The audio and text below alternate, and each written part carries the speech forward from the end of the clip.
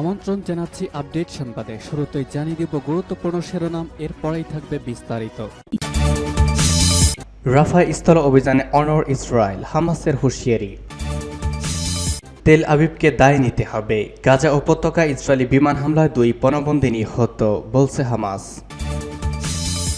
Russia Ukraine যুদ্ধের সর্বশেষ ভয়ঙ্কর আপডেট। এদিকে রাশিয়ার হামলা ইউক্রেনের প্রায় 200 বন্দর স্থাপনা ক্ষতিগ্রস্ত। 29 ফেব্রুয়ারির মধ্যেই পাকিস্তানে নতুন পার্লামেন্ট অধিবেশন। এবং সর্বশেষ থাকবে রাফা শহরে অভিযানের ব্যাপারে বাইডেনের আপত্তি। পণবন্দীদের মুক্ত করার আলোচনা প্রকৃত অগ্রগতি অর্জিত হয়েছে, বলছে ওয়াশিংটন। জনরায় না মানলে পাকিস্তানের ক্ষত সারবে না, সেনাপ্রধানের বক্তব্যে প্রতিক্রিয়ায় পিটিআই। রাফা স্থল অভিযানে অনড় ইসরায়েল, হামাসের হুঁশিয়ারি। আন্তর্জাতিক সম্প্রদায়ের আহ্বান উপেক্ষা করে ফিলিস্তিনের গাজার রাফায় স্থল অভিযান চালাতে অনড় ইসরায়েলের প্রধানমন্ত্রী নেতানিয়াহু। প্রায় 13 লাখ বাস্তুচ্যুত ফিলিস্তিনের আশ্রয় নেওয়া রাফায় স্থল অভিযান চালানো হলে বন্দি বিনিময়ের আলোচনা থেকে সরে আসার হুঁশিয়ারি দিয়েছে হামাস। এদিকে গতকাল দক্ষিণাঞ্চলীয় এই শহরের একটি বাড়িতে ইসরায়েলি বাহিনীর বিমান হামলায় 25 জন নিহত হয়েছেন। স্থল অভিযান শুরুর আগে রাফা থেকে বেসামরিক লোকজনকে সরিয়ে আনার পরিকল্পনা গ্রহণ করতে সেনাবাহিনীকে নির্দেশ দিয়েছেন নেতানিয়াহু। উত্তর ও মধ্য গাজার বাস্তুচ্যুত ফিলিস্তিনি সহ এই এলাকায় এখন প্রায় 14 লাখ মানুষ অবস্থান করছেন। ওই দুটি অঞ্চলে স্থল অভিযানের সময় ইসরায়েলি বাহিনীর নির্দেশে সেখানকার বাসিন্দারা রাফায় আশ্রয় নিয়েছিলেন। রাফা স্থল অভিযান চালানো হলে ব্যাপক প্রাণহানির আশঙ্কা করা হচ্ছে। এ বিষয়ে হুঁশিয়ারি উচ্চারণ করেছে বিভিন্ন দেশ। সেখানে স্থল অভিযান সমর্থন করে না বলে আগে জানিয়ে দিয়েছে যুক্তরাষ্ট্র। তবে রাফার রক্তপাত থামাতে ওয়াশিংটনের অবস্থায় যথেষ্ট নয় বলে মন্তব্য করেছে হামাস। রাফায় অভিযানের বিষয়ে সতর্ক করে যুক্তরাজ্যের পররাষ্ট্রমন্ত্রী ডেভিড ক্যামেরন বলেছেন, গাজার অর্ধেক বাসিন্দা এখন ওই এলাকা আশ্রয় নিয়েছেন। নেদারল্যান্ডের পররাষ্ট্রমন্ত্রী হাঙ্কে ব্রাইন্স স্লট বলেছেন, স্থল অভিযানে যেখানে অনেক বেসামরিক নাগরিক মারা যেতে পারেন। গাজার দক্ষিণ সীমান্তবর্তী শহরটিতে স্থল অভিযান চালানো হলে চলমান বন্দি বিনিময় আলোচনা থেকে সরে আসার হুঁশিয়ারি দিয়েছে হামাস। জ্যেষ্ঠ নেতার বরাত দিয়ে হামাস পরিচালিত আল আকসা টেলিভিশন এই কথা জানিয়েছে। গাজা উপত্যকায় ইসরায়েলি বিমান হামলায় 2 পণবন্দী নিহত, বলছে হামাস। গাজা উপত্যকায় ইহুদিবাদী ইসরায়েলের গত 96 ঘন্টার বিমান হামলায় 2 জন ইসরায়েলি পণবন্দী নিহত এবং অপর 8 জন আহত হয়েছে। ফিলিস্তিনি ইসলামী প্রতিরোধ আন্দোলন হামাসের সামরিক বাহিনী ইজ্জাদ্দিন আল কাসাম ব্রিগেড এই তথ্য জানিয়েছে। নিজেদের অফিসিয়াল টেলিগ্রাম চ্যানেলে গতকাল রাতে কাসাম ব্রিগেড একটি বিবৃতিতে একথা জানিয়েছে। বিবৃতিতে বলা হয়েছে, আহত ইসরায়েলি পণবন্দীদের অবস্থা ক্রমেই বিপজ্জনক হয়ে উঠেছে, কারণ তাদের উপযুক্ত চিকিৎসা সেবা দেওয়া সম্ভব হচ্ছে না। ইহুদিবাদীদের নিরবচ্ছিন্ন বোমাবর্ষণে আহত পণবন্দীদের জীবন নিয়ে যে শঙ্কা দেখা দিয়েছে তার দায়ভার তেল আবিবকে বহন করতে হবে।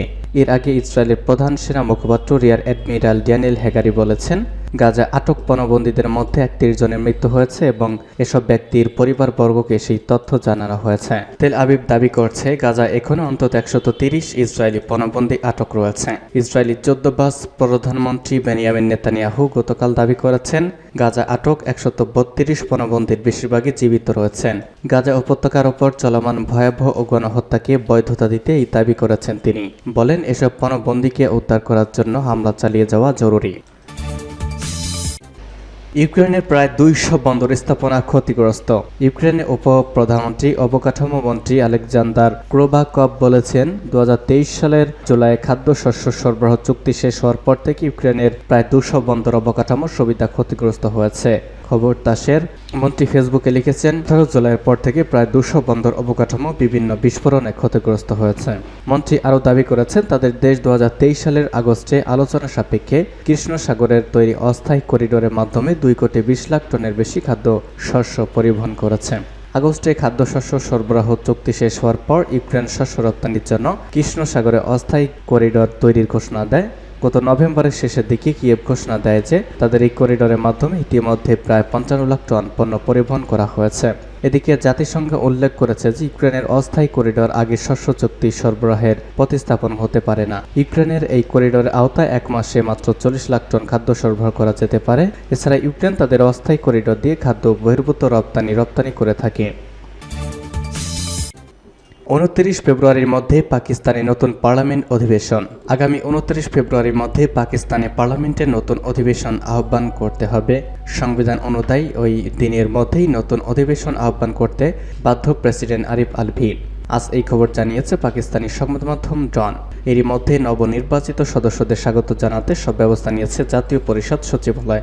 সংবিধানের 91(2) ধারা অনুযায়ী নির্বাচনী ফলের আনুষ্ঠানিক ঘোষণা বা প্রজ্ঞাপন জারির পর 21 দিনের মধ্যে জাতীয় পরিষদের অধিবেশন আহ্বান করতে হবে প্রেসিডেন্টকে।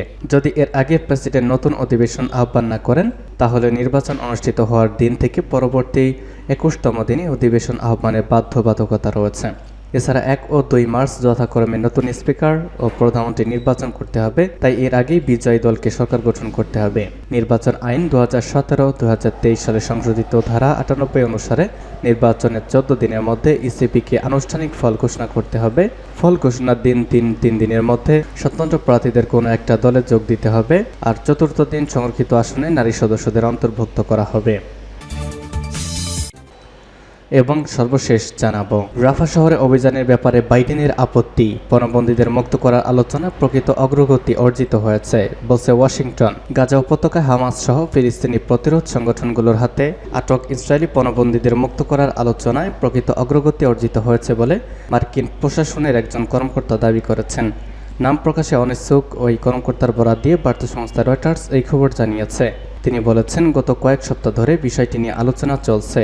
ওই কর্মকর্তা বলেন, গতকাল মার্কিন প্রেসিডেন্ট জো বাইডেন ও ইসরায়েলি যুদ্ধবাজ প্রধানমন্ত্রী বেনিয়ামিন নেতানিয়াহুর মধ্যে 45 মিনিট ধরে ফোন আলাপ হয়েছে। ওই আলাপের মূল বিষয় ছিল পণবন্দী মুক্তির সম্ভাব্য চুক্তি। এখনও বন্দী মুক্তির আলোচনায় উল্লেখযোগ্য দূরত্ব রয়েছে জানিয়ে ওই মার্কিন কর্মকর্তা বলেন, দূরত্বটি সত্যি অনেক বেশি। ফোন আলাপে বাইডেন স্পষ্ট করে বলেছেন, গাজা সব দক্ষিণের শহর রাফাতে আশ্রয় গ্রহণকারী প্রায় 15 লাখ ফিলিস্তিনি শরণার্থীর নিরাপত্তার ব্যাপারে কোনো পরিকল্পনা ছাড়া তিনি ওই শহরে ইসরায়েলের সামরিক অভিযান সমর্থন করবেন না। ইসরায়েল দাবি করছে, রাফা ছাড়া গাজা উপত্যকার বাকি অংশে হামাসকে প্রায় নির্মূল করে ফেলা হয়েছে। নেতানিয়াহু দাবি করেছেন, রাফাতে অভিযান না চালালে গাজা যুদ্ধে বিজয় অর্জিত হবে না। এর আগে শনিবার নেতানিয়াহু রাফা শহরে হামলা চালানোর প্রস্তুতি নিতে ইসরায়েলি বাহিনীর প্রতি নির্দেশ জারি করেন।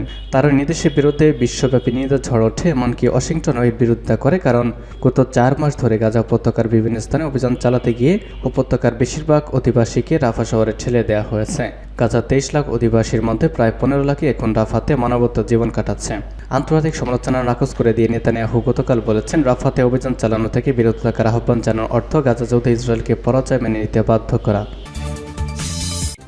জনরায় না মানলে পাকিস্তানের ক্ষত সারবে না, সেনা প্রধানের বক্তব্যের প্রতিক্রিয়ায় পিটিআই বলস। পাকিস্তানের সাবেক প্রধানমন্ত্রী ইমরান খানের দল পিটিআই চেয়ারম্যান গওহর আলী খান বলেছে, জনরায় মেনে না নিলে দেশের ক্ষত সারবে না। গত বৃহস্পতিবার অনুষ্ঠিত জাতীয় নির্বাচন নিয়ে সেনাপ্রধান জেনারেল আসিম মনিরের বক্তব্যের প্রতিক্রিয়ায় তিনি একথা বলেছেন। জাতীয় নির্বাচন নিয়ে দেশবাসীকে অভিনন্দন জানিয়ে গত শনিবার একটি বিবৃতিতে সেনাপ্রধান আসিম মনির বলেছেন, নৈরাজ্য ও বিভাজনের রাজনীতি থেকে বেরিয়ে এসে দেশের ক্ষত সারিয়ে তুলতে একটি স্থিতিশীল নেতৃত্ব প্রয়োজন। পাকিস্তানের বৈচিত্র্যময় রাজনীতি ও বহুতত্ত্ববাদকে সবচেয়ে ভালো প্রতিনিধিত্ব করতে পারবে একটি ঐক্যের সরকার। জাতীয় আকাঙ্ক্ষা পূরণের লক্ষ্যে কাজ করে এমন সব গণতান্ত্রিক শক্তিকে নিয়েই সরকার গঠন করতে হবে। গতকাল আরব নিউজকে দেওয়া সাক্ষাৎকারে সেনাপ্রধানের বক্তব্য প্রসঙ্গে গওহর আলী খান বলেন, ক্ষত সারিয়ে তোলার চেষ্টা মানে দেশে কোনো রাজনৈতিক বন্দী থাকবে না। নির্বাচনে পিটিআই সমর্থিত প্রার্থীরা সবচেয়ে বেশি আসনে জয়ী হয়েছেন উল্লেখ করে তিনি বলেন, জনরায়ের প্রতি সম্মান জানাতে হবে, এটা ছাড়া ক্ষত সারবে না। সেনাপ্রধানের বক্তব্য অনুযায়ী ঐক্যের সরকারের বিষয়টির উল্লেখ করে গওহর আলী বলেন, ঐক্যের সরকার মানে সব দলের এক বিষয় এক হতে হবে, এর মানে জোট সরকার নয়। আর একটা করতে হবে, সবার আগে জনরায় মেনে নিয়ে তার প্রতি সম্মান দেখাতে হবে।